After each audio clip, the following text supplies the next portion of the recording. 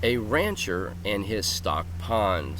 It's July 25th, 2026. Welcome to yes2hellwith.com.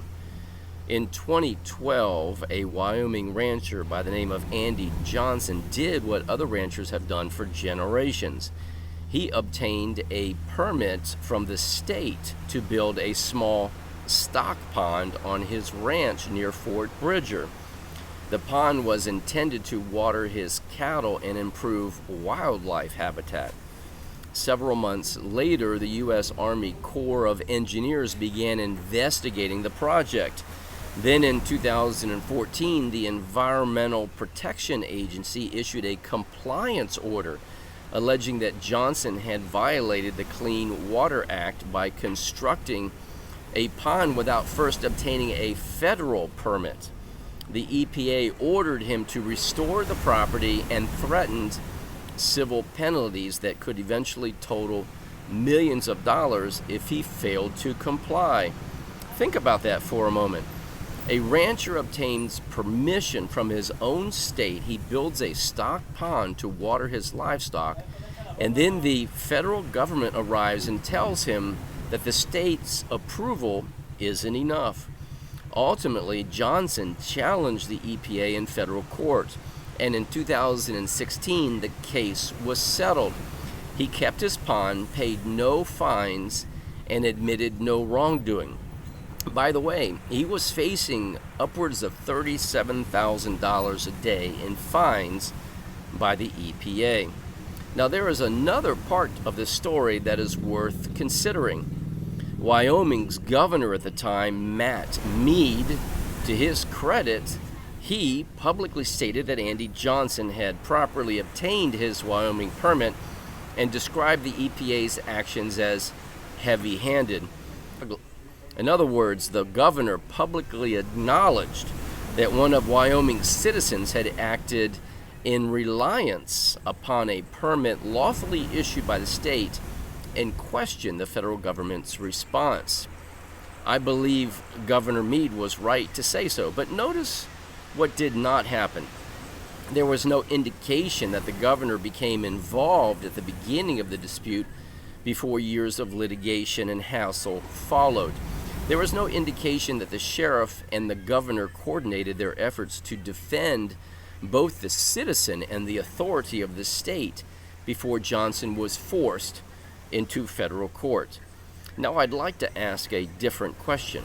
What if the sheriff had become involved long before the lawyers, not to interfere with the courts, not to threaten federal officials, not to pretend that he could simply overrule Washington? No, to fulfill a constitutional purpose within his own office.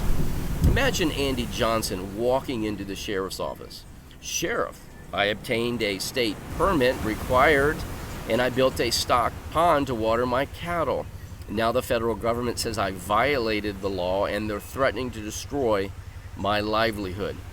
What should the sheriff do in that case? Should he simply shrug his shoulders and say, that's between you and the federal government? Or does his oath require something more? A constitutional sheriff begins by investigating the facts. He visits the ranch, he examines the pond, he confirms that the pond was built for livestock, he confirms that the state of Wyoming issued a permit, he determines whether anyone has actually suffered an injury. Has neighboring property been damaged? No. Has anyone alleged pollution? No. Has anyone complained that livestock or people have been harmed? Not at all. Has anyone reported an actual victim? None. Now the sheriff asks a different question. If there is no injured party, no damaged property, no allegation of fraud, and no threat to public safety, why is government force being directed against this private citizen? Notice the difference. The sheriff is not deciding who ultimately wins. He is not deciding federal jurisdiction. He is asking whether government has adequately explained the authority it claims before imposing enormous pressure and burdens upon a peaceful citizen. The sheriff also recognizes something else. This is no longer simply a dispute between one citizen and one federal agency. The state of Wyoming issued the permit upon which this citizen relied. That means the authority of the state has also been called into question. So before contacting the federal officials, the sheriff first contacts the governor. Governor, I have completed my investigation. One of our citizens in my county obtained a permit issued by the state of Wyoming and relied upon it in good faith. The federal government now claims that the authorization issued by the state is insufficient and is threatening extraordinary penalties against this citizen. As sheriff, I intend to continue protecting the rights of the citizen, and I ask that you determine whether the state intends to defend the validity of its own permitting authority and by consequence to defend the citizen. Now the governor has an opportunity to act. He has an obligation to act. He must conclude that the state should defend its own authorization and therefore the citizen. He may direct the Attorney General to review the matter. He may communicate directly with the federal government, or he may decline to act. Whatever his decision, the sheriff has fulfilled his responsibility by ensuring that the constitutional officers of the state have been given the opportunity to defend both the citizen and the authority of Wyoming before the matter proceeds further.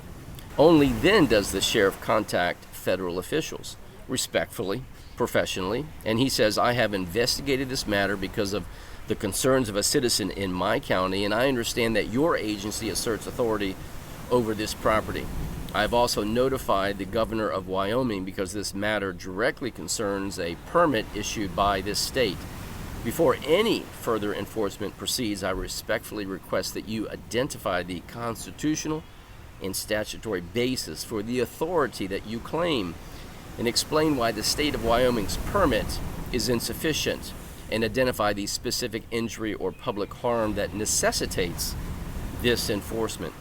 That changes the conversation whether the governor of the state of Wyoming has the intestinal fortitude, the mettle, and the character to join forces with the sheriff. Instead of assuming government authority, the sheriff asks the government to explain it. Notice what the sheriff has accomplished. He has not blocked the courts, he has not obstructed federal officers, he has not declared federal law invalid. He has simply done what constitutional officers are supposed to do. He has required government to explain itself before peaceful citizens become subjected to overwhelming government force.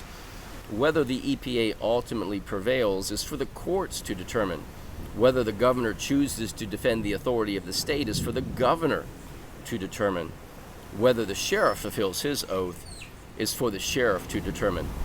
Too often, constitutional officers assume that because another government agency has asserted authority, they have no role to play. Perhaps that assumption is the real problem.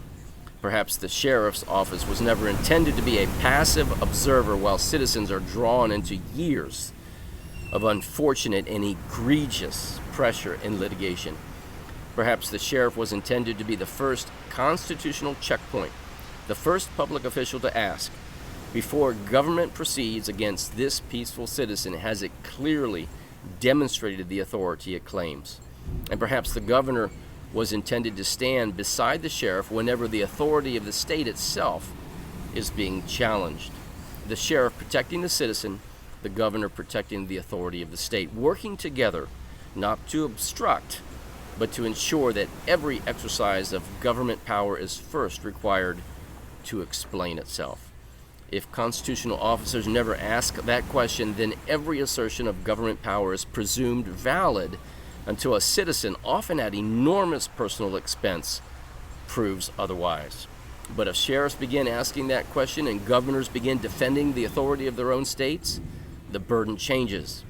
Government must explain itself before liberty is diminished. And perhaps that is exactly how constitutional government was intended to work. And as always, may truth reign supreme.